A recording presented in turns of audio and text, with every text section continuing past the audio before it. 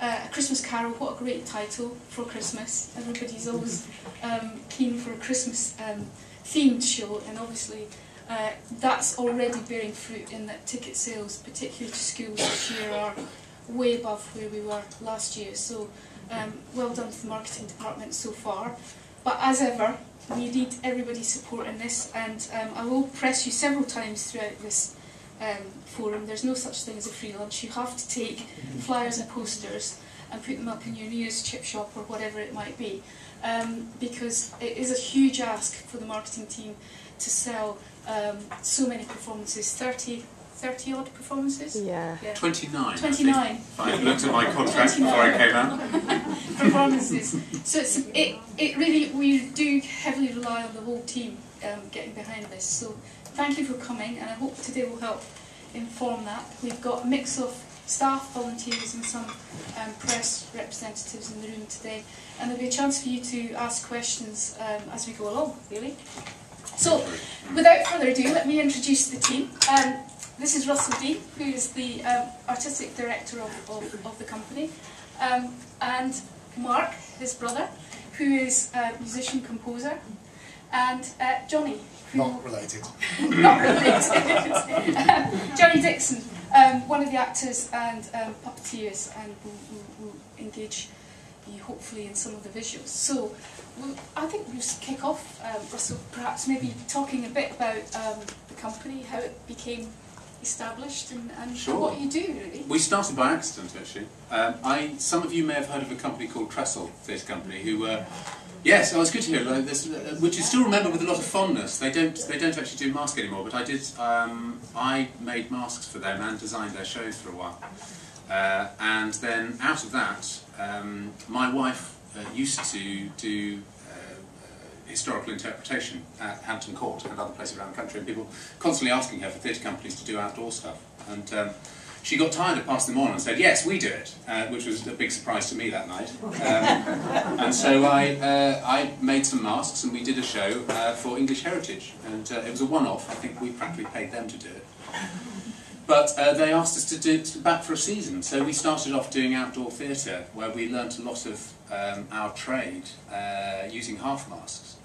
Had we not been doing outdoor theatre, we would be doing full masks, which obviously you don't speak. It's a lot more. It's not so. It's towards mine. But obviously outdoors, we don't. You know, presumably everybody here wants to hear what I'm talking about. I'm hoping. But outdoors, people are easily distracted, so we had to keep using our voices to bring people back in. And then from there, we did the usual route of going to the Edinburgh Festival. It was more successful than we thought, having toured around the country from sort of Cornwall up to Holy Island. Did the Edinburgh Festival, got picked up on the rural touring circuit, which some of you may know about. Which is going out to village halls and unusual venues around the country. We now do about 100 shows a year. Probably about 60% of our work is done in rural touring venues, and the other 40% is done in venues like this. We have done, to bring you up to date, we did a show. The previous show to this was called The Last Resort, which we were invited to take out to Iran over the summer, which is quite an interesting experience. Starting at the visa office, but we went out there and we won quite a prestigious award, actually, called a Mubarak, for artistic excellence and audience enjoyment, which is, it's interesting to know that the two can go together. So yes, we're fresh back from that. This show, Christmas Carol, has been out last year, so it's not an untried. It was very successful. We were, I think, 99% sold out. So it is popular. It's had very, very good feedback for all ages, which, as a company, is something that we're building a reputation for. Apart from being nice people, I've set myself up now, haven't I? Well, stop smiling like that. That's what I've got my career. Okay, all right. Of being able to appeal very much to a younger audience as well as an old. You don't feel shortchanged as an adult, which is, I think, something that goes with Mask and Puppet. I think it's something that is layered. And the reason we've done Christmas Carol is that I got a review from the Times once when I was working for Trestle saying that my masks and puppets were colourfully grotesque. which the actors behind it. yeah. And we felt that that sort of colourful grotesquerie we wanted to see how that blended with Dickens, and well, last year it seemed to go quite well. So we're hoping that we can repeat and do better this year. So what we use is I have a little bowl. This isn't in the show, but we do use puppets. He's a little. Johnny is our expert puppeteer here. I won't ask you to put it on. We might put it on for you later. But as just a little story about him, I don't know whether I should tell you this, but it always interests me. Was he originally used to be naked, and when we went out to Iran, thanks for the lights. When we went out to Iran, you have to perform in front of censors. And you think of sort of bearded ayatollahs sort of coming out and and actually they were civil servants with very nice people, smiley, and they sort of passed the show. Apart from the fact that he had to be, we had to castrate him. So I'm sorry, but if you want to come and have a go with the devil puppet at some point, do, because we do have other puppets which I haven't brought with us. Well, I have brought this. I've also brought, apart from some masks, and we'll have a look at a mask in a minute. I've also brought our. There we go. That's Tiny Tim. Who works for, yeah, he gets that reaction each time. He's Johnny. Johnny is our. He's just come out of his box. We haven't tarted these up. They're going to have a little bit more done to them. So that, but he did very well. We always used to get an hour on stage. It's always nice being upstage by a puppet, isn't it? Absolutely. Yeah. But that's if you want to come and have a go with him and see his mechanics, then do feel free later. Then we also work with masks, which I brought some here. So I'm taking over. You're going to ask me questions, aren't you? Am I doing all right here? Yeah, absolutely. It's okay. Which are like that. Now, what I'm going to do actually is, can I have a volunteer? This is where the audience participation starts. Come on, somebody down the front, just for a second. Just for a second. No, I'm not going to volunteer. Well done, Liz. Can we have a big round of applause? Okay, now, Lindsay, forgive us, because this is really the only way of doing this, because to show you the effect. God, yeah, this is my face. To show you the effect. To show you the effect of masks. It's like no other theatre that you've been to, because it will take you into another world.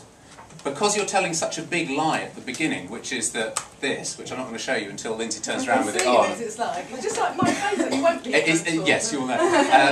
It will take you into another world. You will find that your audience will start talking about the places that they've gone to. You're essentially, as an adult, you're seeing with a child's eyes again, which is why I think it works on all those different levels. Anyway, I'll just show you just a little example. I'm not going to mess up your hair too much. I've got lipstick on, I'm going to get Oh, lipstick don't worry about that. There's a lot worse gone inside this.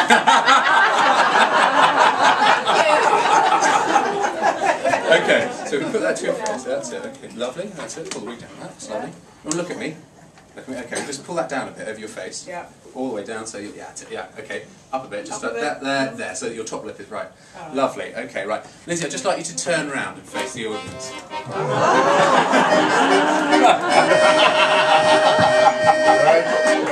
Give her a round of applause. Give her a round of applause. Thank you. Put it off. She can't get it off. There we go. Thank you, Lindsay. Thank you very much. Well done. Well done. So yeah, that's a little demonstration. How quickly did you forget it was Lindsay underneath there? It's pretty instantaneous, isn't it? So in a way, and I was talking about celebrity culture with Monica, and actually this is sort of the complete other end of celebrity culture, because people are being brought to something which is, they have no idea who they're going to see. Sometimes we don't know who you're going to see on stage, but that's another story. But the masks are, it's almost like watching another species at work, but you are instantly drawn into it. So that's a little bit of what you're going to do. If you want to see more, and you want to if you want to sort of say to people, if people aren't sure what they're going to see, there is a little trailer on our website, which on the programmes, please feel free to take them. They're last year's programmes. We have a couple of, our actresses are different this year. We have one girl who's coming out of the West End, who was in Legally Blonde, and we're very lucky. She actually She could have gone on to other West End jobs, but she's told her agent that she wants to come be with us again, which is really nice because she enjoyed the experience so much. And we have another girl as well. But in the programme there is our website. So if you go on there, on the first page, there is a trailer of The Last Resort, which is the show that went to Iran, but you get an idea of how the masks work in action. Although Lindsay did a very good job. Thank you. So that is a little bit. Those are the tools of our trade. Just to say at the end, and then I'll let you back in again. At the end of the show, and I want you guys to come up. You know, when we finish talking, if you want to come up and sort of play around with the masks and play around with the puppets, then please do feel free, because we don't have an audience participation during the show. And there's a reason for that, is that there is a spell that the masks create. And actually having audience up on the stage will break that. But at the end of the show, we discovered that an audience practically goes into grieving for these characters that are suddenly taken away from them. When we come on and take our bow, it's almost a shock, because they've got so involved in this world that seeing human faces again is, you know. So what we developed out of that, and we've been doing this for years now, and in some ways it's what gets us asked back, is that the audience can come down and they can try a mask on for themselves, or they can play with a puppet, or they can ask a question. And it's actually an incredibly popular part of the show, and it's something that we're very proud of, because so many shows these days are so fourth wall. You know, the audience feels like it's been excluded at the end, and there are these really, you know, talented people up on stage. Well, far from it in our case, obviously, but the audience, that process of coming up on stage at the end allows them to feel like they've been, you know, they're acknowledged as being part of that imaginative journey. And I think that's an incredibly empowering thing. And certainly my impression is that audiences actually really respond to that, and they're taken somewhere else, and they're left with that feeling as they leave the theatre, rather than feeling like they've been knocked back into their place of like, well, I'm just a consumer. So pass that on. I mean, it's a really good opportunity for people to sort of just come and see what goes on behind the scenes. It's quite an amusing sight. The Heath Robinson effect of what, because our set is quite sort of, there are bits and pieces that come out and twiddle and windows, and it's really nice to just see how simple it all is behind it. But anyway, I shall let back in. Thank you, Lindsay, again. Thank you.